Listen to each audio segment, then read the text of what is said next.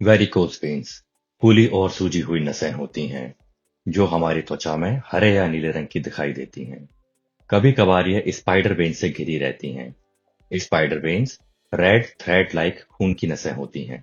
Veins में one way valve होते हैं जो कि अशुद्ध या डीऑक्सीजनेटेड ब्लड को हार्ट की ओर भेजते हैं। अगर ये वॉल्व कमजोर हो जाएं या डैमेज हो जाएं तो अशुद्ध खून वापस लौटने लगता है और नसों में इकट्ठा होने लगता है, जिसकी वजह से वेन्स सूज जाती हैं और वेरिकोज वेन्स बन जाती हैं। वेरिकोज वेन्स कहीं भी बन सकती हैं, परंतु ये ज्यादातर पैरों और पेट के निचले भाग यानी पेल्विस में बनती हैं। ज्यादातर वेरिकोज वेन स्किन के नीचे बनती हैं। डीप वेरिकोज वेन्स को हम नेकेड आई से नहीं देख सकते हैं, लेकिन उनकी वजह से स्किन पर सूजन आ सकती है और त्वचा काली भी पड़ सकती है।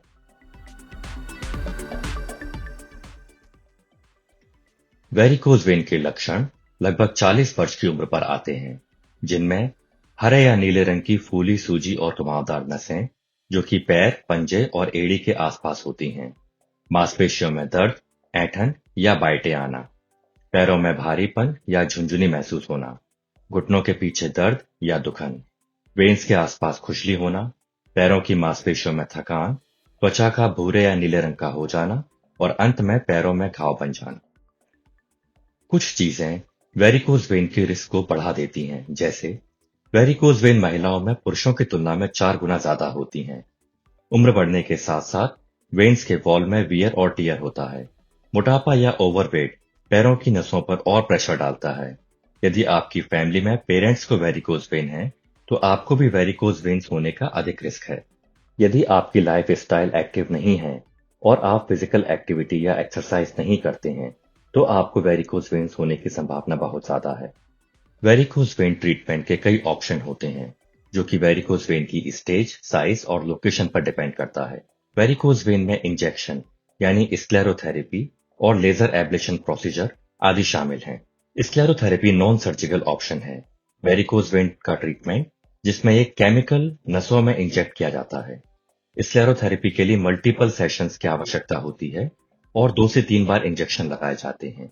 एक बार में तकरीबन 10 से 12 बार इंजेक्शन लगा सकते हैं।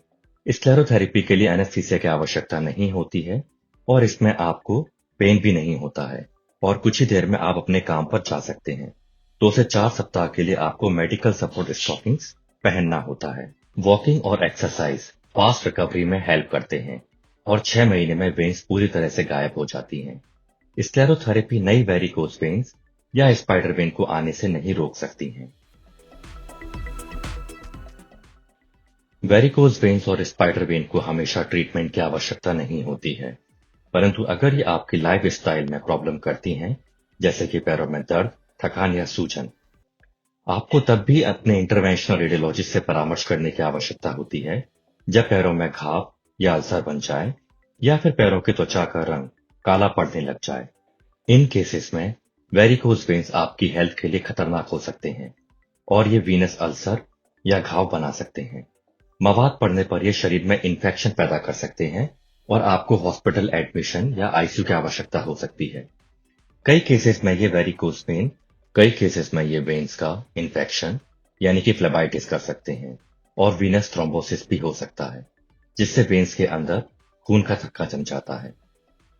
कुछ उपाय हैं जिनसे आप वेरिकोज वेन्स को और कॉम्प्लिकेट होने या इलाज के बाद वापस आने से बचा सकते हैं, जैसे रेगुलर एक्सरसाइज करें, लंबे समय तक एक ही जगह पर खड़े होकर के न रहें, लंबे समय तक एक ही जगह पर कुर्सी से पैर लटका करके न बैठें, पैरों में काफ पंपिंग एक्सरसाइज करें और फाइनली मेडिकल सपोर्ट स्टॉकिंग पहनें।